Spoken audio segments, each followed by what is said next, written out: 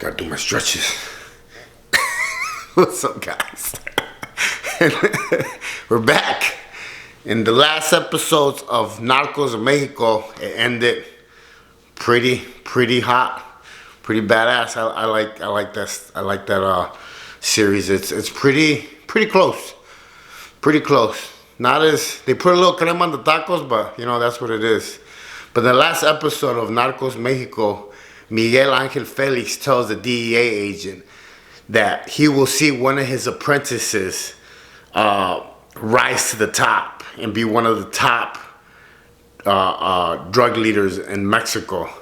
And that guy, it was Amado Carrillo. Why do I sound so white sometimes? I don't understand. El Senor de los Cielos.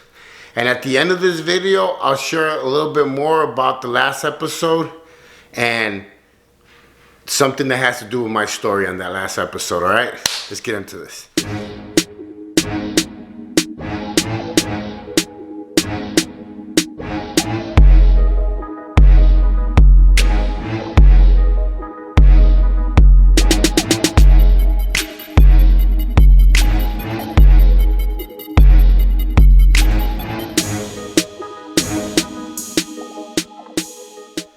What's up, raza?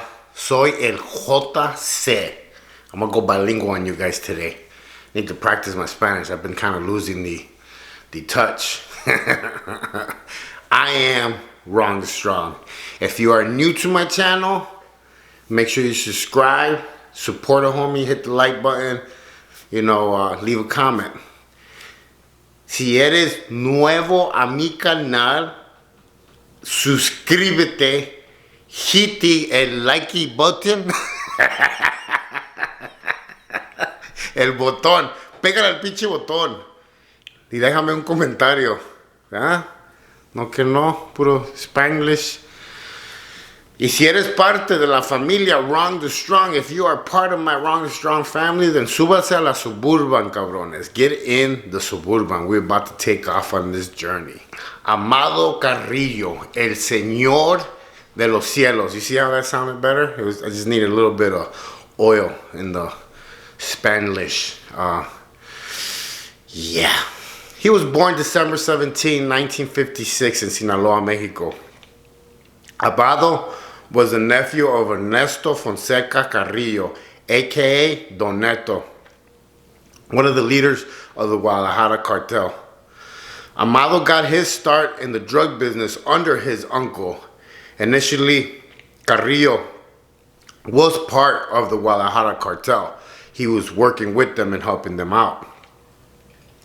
As you see in the Narcos Mexico series, he was overseeing the cocaine shipments from his uncle and learned about the operations on the border. It made him a good friend to have because the border operations are very important when you're in this line of business. I mean, if you know all the ins and outs, it makes it a lot easier to get stuff over. Carrillo ended up working with Pablo Escobar, El Chapo, the Arellano Felix family, the Beltran Leyva organization. He ended up working with some big people because he always looked at business a little bit more than a lot of the other people, like when all these wars started, and I'll get to that later, but he was in it to make the money. This guy was making so much money. It was estimated at $25 billion in his career. And could I just get 1 million? That's all I want. 25 billion. It said that he made the day that everything stopped. U.S. put pressure on Mexico to capture Carrillo because he was getting too big. He was making a lot of money. So it got real. Carrillo went under the knife to have plastic surgery and liposuction so he could completely change his face, his body, and everything. On July 4th, 1997 in Mexico City, during the operation, he died of complications. It was all over the news. I was actually in the prison in San Luis Potosí when all this happened, and it was all over everywhere in Mexico because he was very known. There's very little paperwork on regarding his death. I mean, go figure, you know. When you have that much money, I think that you could pay yourself to disappear. $25 billion? Yeah. I mean, you give me 5 and I'll pretend like I'm you, and you could just give it to my family. So, who knows? Who knows where he might be in Bora Bora right now, laying in the sun, vacationing. You know, he was a very, very smart individual. A lot of these dudes that ended up as big drug lords had very little education, just like El Chapo, mostly all these dudes. But I think about it just like looking at my story. Street school, life school is a lot more harder and you learn a lot faster, so I think you become a lot smarter. Now, I'm not saying don't go to school. I'm not saying that, because if you combine both and you have that diploma and you have street smarts, guess what? I believe that you're unstoppable. So that's just me. Don't listen to me. JC's crazy. On November 7th, 1997, the 2 physicians who did the surgery were found dead and encased in concrete barrels. Yeah, go figure. Honestly, if I was going to be the doctor that was going to do the operation and I knew who he was, I would have been like, I'm calling in sick today, so can you have the other guy fill in for me? Because I ain't going to go that route. These are very, very powerful men that you can't mess up. It was just like when I was in prison in Mexico and Donato had the whole prison. He was a heavy dude, and his wife would come in. His wife was like beautiful, but everybody turned the other way when she was walking by. Why? Because one wrong turn, look, anything can cost you your life. So you don't mess with powerful men like that. So I guess $25 billion really don't go nowhere, right? If he is dead, and if he is, you know, passed, I mean, I guess his family's gonna be okay. But the reason why he became so big is that he had so many planes and connections. He was working directly with like the Colombians. He had Juarez, so he was moving big shipments. I'm talking about tons.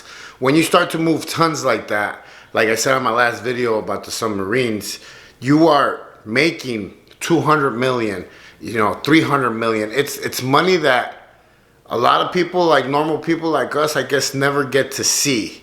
Like I thought that I was like badass because I had, you know, a little bit over $500,000 in my closet, and I thought I was like on top of the world. That's nothing. That was chump change compared to those amounts, you know. And he took over that plaza, you know, and that he became who he was. I mean, they even have a novella on him. They have series on him. They have all kinds of stuff. So, you know, he ended up being a very big person in that world.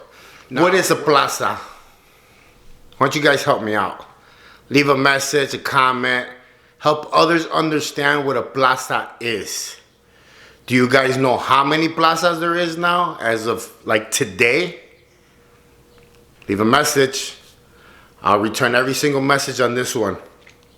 If you want me to make a video about plazas, then leave a comment and let me know, and I'll do it. You know, people were asking me the other day that if I have like gas problems because I'm always like burping and stuff like that. No, it's actually that I get really nervous in front of the camera and I start to like lose my breath. Somebody even told me that I should drink some water while I'm recording.